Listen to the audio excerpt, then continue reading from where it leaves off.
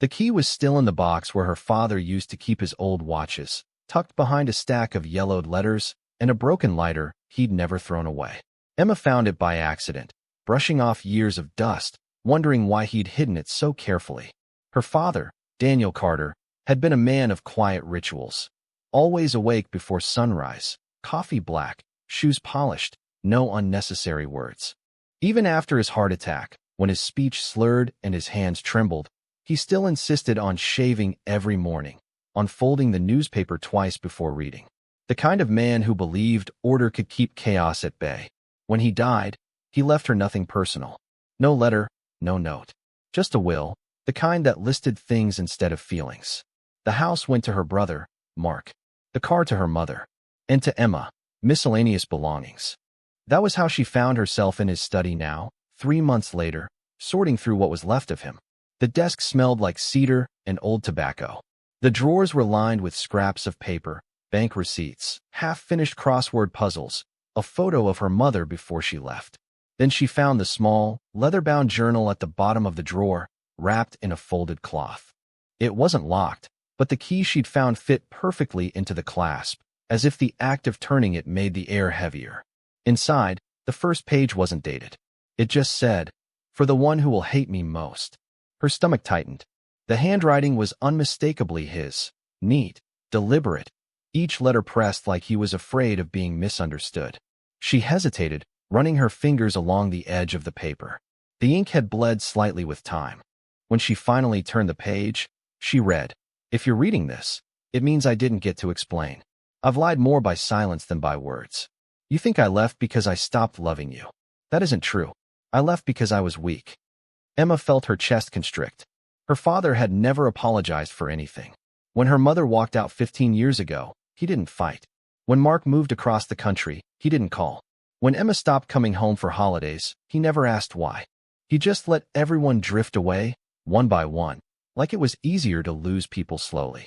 She flipped through the journal, her eyes catching phrases that made her breath stutter. The night by the river. The phone call I didn't answer. The daughter I failed. It wasn't a diary. It was a confession. The kind written by someone who knew time was running out. Emma sat on the floor, knees to her chest, and read the first full entry aloud, her voice trembling. June 12th. I didn't want her to see me this way. I told Emma I was fine, that I'd be home soon. But I wasn't fine. I hadn't been for years. When her mother left, I told her it was for the best. The truth is, it was my fault she couldn't stay. There was someone else.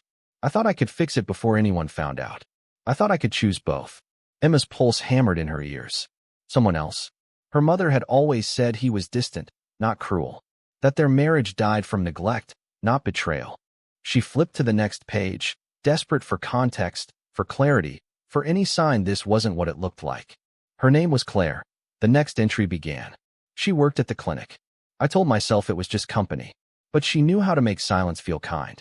When your mother found out, she didn't yell. She just looked at me and said, "You don't even know who you are anymore." She was right. Emma felt something twist deep in her chest, part rage, part grief. Her father had spent his life pretending nothing had happened. He'd built his routines like a wall, and behind it he'd hidden a truth that had torn everything apart. And now, he'd left it for her to read, like an inheritance no one asked for. The clock on the wall ticked too loud. Outside, a storm was forming. The sky the same bruised gray as the house she grew up in. She wanted to stop reading. She didn't. The next line froze her completely. I saw her again, years later. She didn't recognize me at first. She said she was sorry for what happened. But she wasn't the one who needed forgiveness. Emma stared at the words until they blurred. Her father had met the woman again. After everything. After her mother left. After he'd sworn to bury the past. She closed the journal and pressed it against her chest, her breath shallow. For the first time since the funeral, she cried. Not because he was gone, but because he was still here, in every lie she'd believed, in every silence she'd mistaken for peace. Outside, thunder cracked, and the house seemed to exhale with her. She didn't know it yet, but that night would be the last time she'd see her father's study the same way again.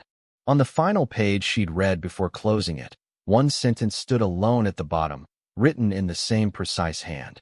The truth doesn't die with the person who hides it. Emma didn't sleep that night. The journal stayed open on her lap long after the storm had passed, its pages spotted with tears and the faint smudge of her thumb where she'd traced his handwriting again and again. By morning, the house smelled of stale coffee and damp wood. The silence felt thicker, like it was waiting for her to decide what to do next. She should have called Mark. But Mark didn't believe in ghosts, not the literal kind, nor the ones that lived in memory. He'd sold his half of the property 2 months after their father's death and told her to let the past rot. And yet here she was, sitting on the same worn-out carpet, holding proof that the past had never died. She went back to the journal, flipping carefully, as though the paper might bruise. There were more entries, some short, almost cryptic, others spanning pages, filled with guilt and names she didn't recognize. July 3rd. I saw Claire again. She brought a boy, said he was her nephew. I knew she was lying. I saw myself in his eyes. Emma froze. A boy. Her father had written those words like someone signing a confession under oath. Her pulse quickened. She turned the page. He was 10, maybe 11. He asked about cars. I told him I used to fix them. He smiled. Same crooked front tooth I had before the accident. I wanted to tell him. I didn't. Her hands trembled so violently, she almost dropped the book. The implication was unbearable. Her father had a son, a child no one ever knew about. That meant somewhere out there, she had a brother. She pressed her palms to her face, trying to breathe. Her mind went through every memory she had of her father, every silence that now made cruel sense. He hadn't just lost their mother. He'd been carrying another life in secret. And now, he'd passed that burden to her. Emma shut the journal and stood. The study suddenly felt claustrophobic. The clock ticked like it was counting down. She shoved the book into her bag and walked out, slamming the door hard enough to shake the frame. The morning air was cold, sharp against her skin. The road leading into town was lined with oak trees whose branches bent like arms trying to reach her. She drove aimlessly until the small diner sign appeared on the horizon. Hannah's Place, her father's old haunt. The smell of bacon and old coffee hit her before she even stepped in. Hannah, the owner, looked up from behind the counter. Emma Carter, she said with surprise. Haven't seen you here in years. Emma forced a smile. Just passing through. Sure you are, Hannah said with a knowing grin. You look just like him when you lie. Emma sat at the counter, her stomach tight. Did my dad ever mention someone named Claire? The smile faded from Hannah's face. Claire Mitchell. I think so. Yeah, Hannah said slowly, wiping her hands on a towel. She used to come around here. Worked at the clinic down the road. Pretty woman. Quiet, though. She left town, what, 14? No, 15 years ago? Right after. She trailed off. After what? After your dad's accident. Emma frowned. What accident? Hannah blinked. He never told you? Told me what? The woman sighed and leaned closer. He hit a tree out by Miller's Creek. Late at night. No one else was in the car. But folks said they saw another set of tire tracks that disappeared into the woods. Emma's pulse quickened. He said it was just a deer. Maybe. But he didn't come back to the diner for months after that. When he did, he was a different man. Quiet. Jumpier. She hesitated. I saw him and Claire arguing in the parking lot once. She was crying. He told her to leave. Emma's fingers tightened around her mug. The puzzle pieces were aligning in cruel, precise ways. The journal, the secret child, the accident, the silence that followed. Her father had buried everything under routine and guilt. But now, it was rising back to the surface. Do you know where she went? She asked. Hannah shrugged. Last I heard, somewhere up north. Maybe Portland. Why? Just curious. Emma said, finishing her coffee too fast, the bitterness making her throat burn. She left cash on the counter and walked out before Hannah could ask more. In the car, she opened the journal again, flipping to the final pages. August 9th. I saw the boy again. Claire said it was an accident, but I think she wanted me to see him. He waved at me. I didn't wave back. I thought it would make things easier. Emma swallowed hard. The last entry was even shorter. August 14th. The road was wet. I didn't mean to hurt anyone. If she ever reads this, tell her I'm sorry. She stared at the words until her vision blurred. The dates. The accident. He'd been driving that night after seeing them. Maybe it hadn't been an accident at all. Maybe he'd been chasing ghosts or running from them. Either way, the truth was still unfinished, waiting for her to decide what to do with it. She looked out at the gray horizon and made her choice. She was going to find Claire Mitchell, and if the boy still existed, she'd find him too. Because some inheritances weren't about money or property. They were about unfinished stories, and she refused to let this one stay buried. The address wasn't hard to find. Portland wasn't that big once you knew where to look, and Claire Mitchell had never been one to hide completely, at least not according to the public records Emma dug through late into the night. She'd remarried once, divorced 5 years later, and now lived alone on the outskirts of the city in a small, pale blue house with an overgrown yard. The grass hadn't been cut in months. The mailbox leaned to one side, the kind of place someone retreats to when they've grown tired of being seen. Emma parked across the street and sat there for a long while, the engine ticking softly in the cool afternoon air. She rehearsed what she'd say, how she'd even begin to explain why she was there. "I'm Samuel Carter's daughter" sounded too cold. "I found his journal" sounded like a threat. In the end, she just got out of the car and walked to the door before she could overthink it. The woman who opened it was older than Emma expected, gray at the roots, lines around her mouth, eyes that had seen too much and decided to stop fighting it. "Can I help you?" she asked. "My name's Emma Carter," she said softly. The woman's expression froze. For a second, she looked like she might close the door. "Samuel's daughter?" "Yes." A long silence stretched between them. Then Claire stepped aside. "You'd better come in." The living room was small but tidy, filled with books, a half-finished puzzle on the coffee table, a faint smell of lemon cleaner. Emma sat on the edge of the couch, clutching her bag. Claire poured 2 glasses of water, then sat across from her. "I didn't think anyone from that family would ever come here," she said finally. "I didn't think I'd ever have a reason to," Emma replied. "Until I found his journal." Claire's hands tightened around the glass. "He kept it." "He did. And he mentioned you." And Emma hesitated. "And a boy." Claire closed her eyes. For a long moment, neither spoke. Then, quietly, Claire said, "You mean Adam." The name hit like a small, sharp stone. "He was your son?" "Ours," Claire said, her voice trembling. "He was ours." Emma's throat went dry. "He wrote about him. About seeing him. About wanting to tell him." Claire nodded slowly. "He almost did once. But he thought it would ruin your family. He said your mother wouldn't survive another betrayal. He told me he'd already done enough damage." "She never knew?" "No," Claire whispered. "And I think that's what broke him. Not the accident, not me, just the silence. The pretending." Emma looked down at her hands. "He said he saw you that night. The night of the crash." Claire's eyes flickered with something sharp. Fear, maybe guilt. "He came here to talk. I told him Adam deserved to know the truth. He didn't agree. We argued.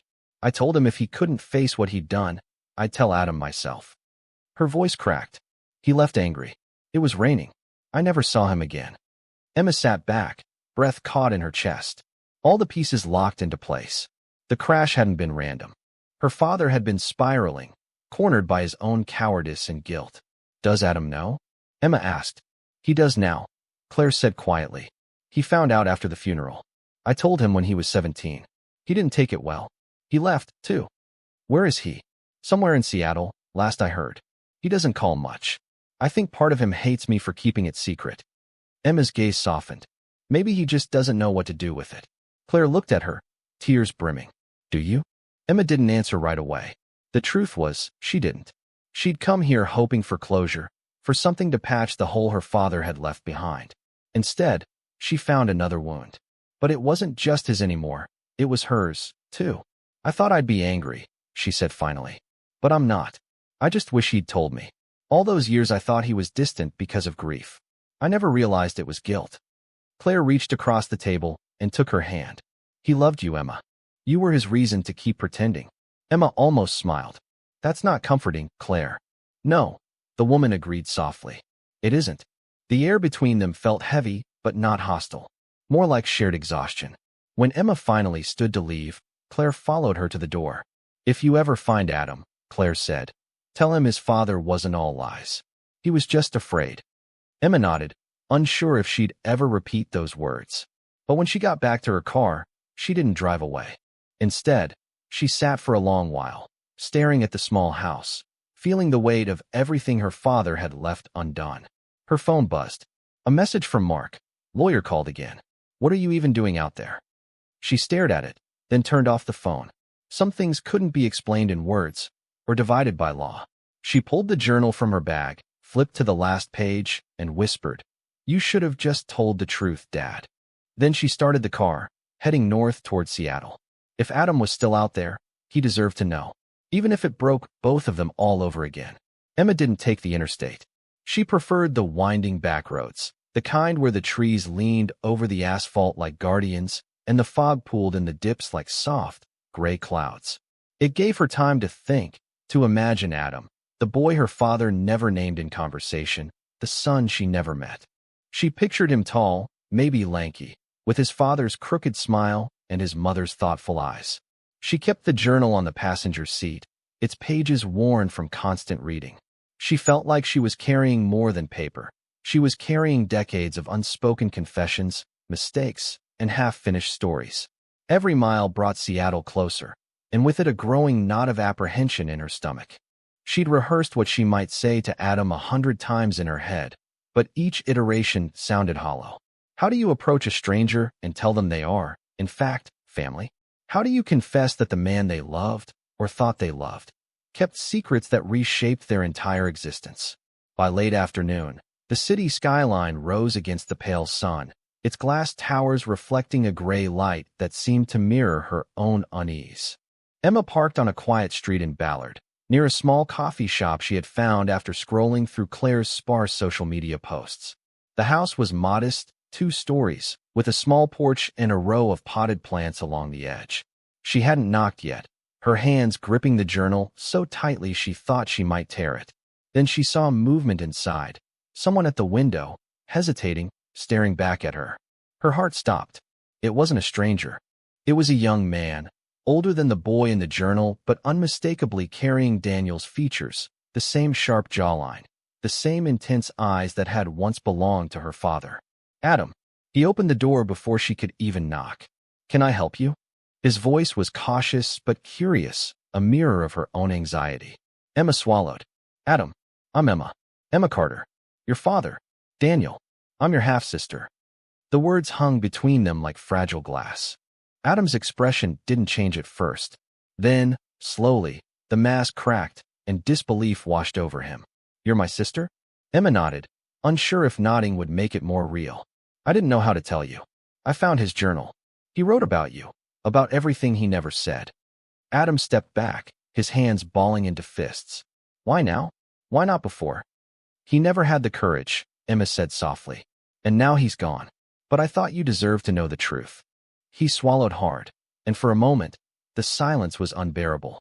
Then he looked down at the journal in her hands. "So this is why my dad was distant? Always so secretive?" Emma nodded. "Yes, and I wanted you to hear it from me, not just from the pages." Adam's shoulders slumped slightly. "It's a lot to take in." "I know." She hesitated. "But he loved you, even if he didn't always know how to show it." For the first time, Adam's eyes softened, and he stepped aside. "Come in, then. Let's talk." Inside, the house smelled faintly of coffee and old wood. They sat across from each other at the small kitchen table, the journal between them like a bridge over a chasm of years. Emma opened it to the entries she thought he needed most, reading aloud Daniel's words, not in accusation, but in confession, in a way that allowed Adam to see the man behind the mistakes. Adam listened, silent at first, letting the words settle. Then he spoke, his voice low but steady. "He was afraid.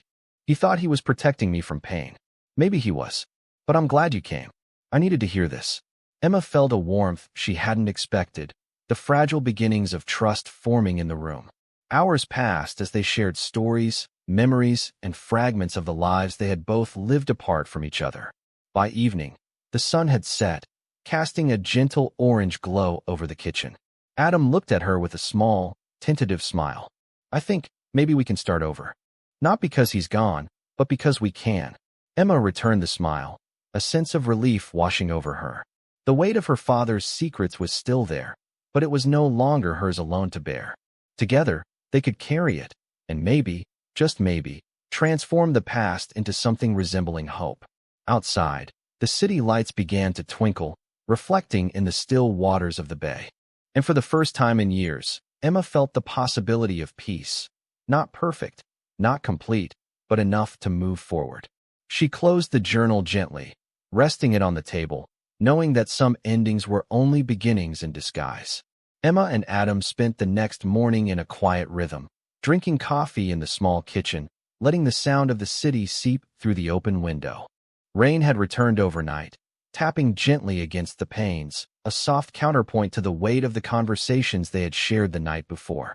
Emma had been hesitant to stay long, but Adam insisted. He needed answers, and she needed him to see her not as an intruder, but as the sister he had never known. The journal lay on the counter, its leather cover worn, edges softened from decades of handling. "I keep thinking about the night of the accident," Adam said, staring out at the gray streets. "I always blamed myself. I thought Dad didn't care, and maybe he didn't. But now, I don't know. I feel like I've been living with a lie my whole life." Emma nodded. "He loved you, Adam. Even when he made terrible choices. Even when he hid things from you. He was trying to protect you from his own mistakes." Adam's jaw tightened, and he looked down at his hands. "Protect me? From what? From knowing the truth about him? About me?" Emma took a deep breath. "From pain. From realizing that life is messy, that people you love can fail you. But hiding it didn't make it better. It just left everyone with questions and scars." They sat in silence for a long time, the only sound the rain tapping against the window. Then Adam's phone buzzed. He glanced at it, but didn't pick it up. Emma knew it was likely Mark or someone checking in, but she didn't comment. Some conversations couldn't be interrupted by others' expectations. Instead, she opened the journal to the last few pages, reading aloud Daniel's words carefully, without exaggeration, letting Adam hear the remorse, the honesty, the love that had been buried under years of silence. August 14th. The road was wet. "I didn't mean to hurt anyone. If she ever reads this, tell her I'm sorry." Adam closed his eyes, letting the words sink in. He was afraid, he whispered. Afraid of what? Of failing you. Afraid of facing the truth himself. Afraid that telling you would change you. Or him, forever. Adam opened his eyes and finally looked at her. Really looked, seeing her as more than the messenger of his father's confessions. "I've spent so many years being angry at him. At Mom. At the world. But I think I'm ready to forgive. Not because it fixes anything, but because I can't carry it anymore." Emma's throat tightened. That's all anyone can do. Carry it until it no longer weighs them down. Then decide what to do with it. They spent the afternoon walking through the neighborhood, the rain having eased into a gentle drizzle. Every conversation circled the edges of the past, sometimes touching directly, sometimes skimming the surface, but always moving toward understanding. Emma learned about Adam's life, the choices he had made, the regrets that haunted him. Adam learned about her childhood, the holidays spent alone, the subtle ways their father's absence had shaped her. By evening, they returned to the house, and Adam suggested cooking dinner together. It was awkward at first, burnt onions, spilled sauce, but the laughter that followed felt like a bomb neither had expected. Emma realized that the bond forming between them wasn't just familial. It was a recognition of shared loss, of truth discovered, of the possibility that broken stories could still be told together. After dinner, they sat in the living room, the journal lying closed on the coffee table. Adam reached out and picked it up, flipping it over in his hands as if turning it over gave him some small measure of control over the past. "We should keep this," he said finally. "Not because it belongs to him anymore, but because it belongs to us now. So we remember, not the pain, not the secrets, but the lessons, the parts worth carrying forward." Emma nodded, feeling an unexpected lightness. The storm outside had cleared entirely, leaving behind the smell of wet earth and the faint glow of streetlights reflecting off puddles. She realized that for the first time in her adult life, the past wasn't something she was running from. It was something she could acknowledge, hold, and set down when the time was right. Adam stood and moved to the window, looking out at the quiet street. "I don't know if I can forgive him completely," he said, "but I can forgive myself for hating him all these years. And maybe that's enough for now." Emma smiled, a real, unguarded smile that reached her eyes. "It is enough. And someday, when you're ready, we can talk about the rest. About him, about life, about everything we missed." They sat together, side by side, the journal between them like a bridge that had finally been crossed. And in that moment, the weight of years, of secrets, of misunderstandings, felt lighter. The house was quiet except for the occasional car passing on the street, the faint hum of life continuing outside. For the first time, Emma and Adam weren't defined by what their father had done or left unsaid. They were defined by the choice to face it together, to let truth and honesty guide them into a future that, while uncertain, was entirely their own. When Emma finally stood to leave that night, Adam walked her to the door. They didn't hug, not yet, but there was a promise in the air, unspoken but understood. They would continue this path together, rewriting the ending that had been stolen from them. And as Emma drove back to her motel, the journal resting safely in the passenger seat, she realized that forgiveness wasn't about absolving the past. It was about reclaiming the present and choosing, for the first time, to live fully, free of secrets. Emma woke the next morning to the sound of sunlight spilling through the blinds and the distant hum of the city coming alive. She hadn't slept well, but for the first time in years, her chest felt lighter. The journal lay on the table beside her, closed, its weight no longer oppressive but grounding. Adam was still asleep, sprawled on the couch in a tangle of blankets, peaceful in a way Emma hadn't imagined him capable of after the revelations of the past days. She watched him for a moment, realizing that this was what it meant to start over. Not to erase the past, not to pretend it never existed, but to build something new from its remnants. By mid-morning, Adam stirred, rubbing his eyes, and gave her a tentative smile. "Coffee?" he asked, voice hoarse. Emma nodded, and they moved into the kitchen together, a comfortable silence settling around them. The tension of years, decades even, had begun to dissolve into a fragile trust. Over breakfast, they shared small details of their lives, stories that had never intersected, memories that had been carefully curated in isolation, and moments that were now woven together by the truths in Daniel's journal. The atmosphere was lighter than it had been in their first encounter. Laughter slipped through the conversation in quiet, natural ways.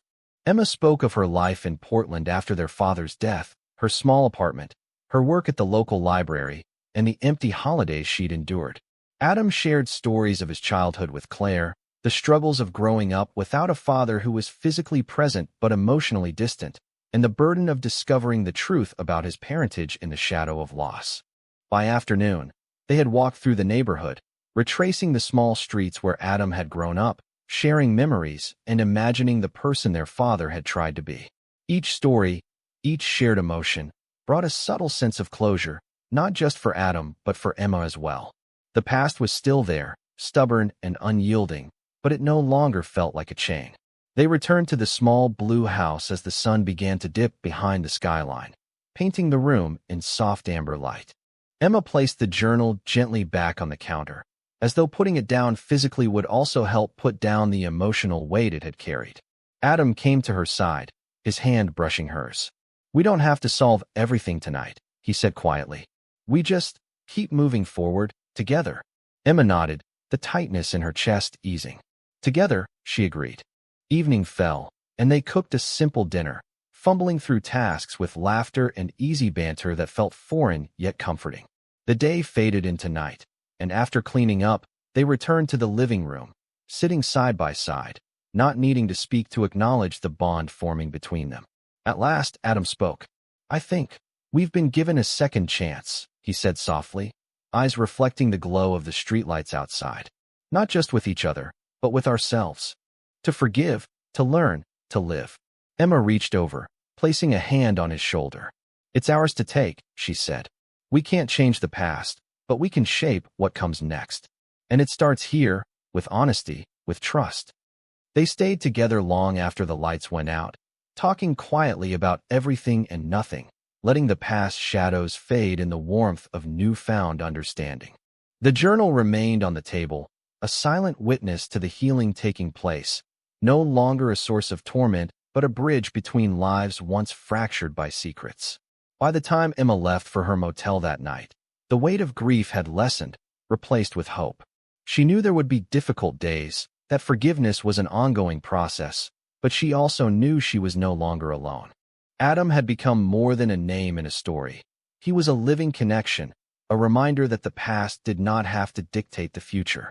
Emma took the journal with her in the car, placing it gently on the passenger seat, its leather worn but no longer heavy. As she drove through the quiet streets, the city lights shimmering against the wet asphalt, she realized that this was what it meant to truly start over. To take the pieces left behind, the truths, the regrets, the love, and shape them into something enduring, something that could be carried forward without fear. For the first time in years, Emma felt free. She smiled, knowing that the story wasn't over. It had merely entered a new chapter, one she and Adam could write together. And somewhere between the echoes of the past and the promise of tomorrow, she understood that happiness wasn't found in forgetting, but in embracing the full, complex truth of life, with all its pain and its wonder.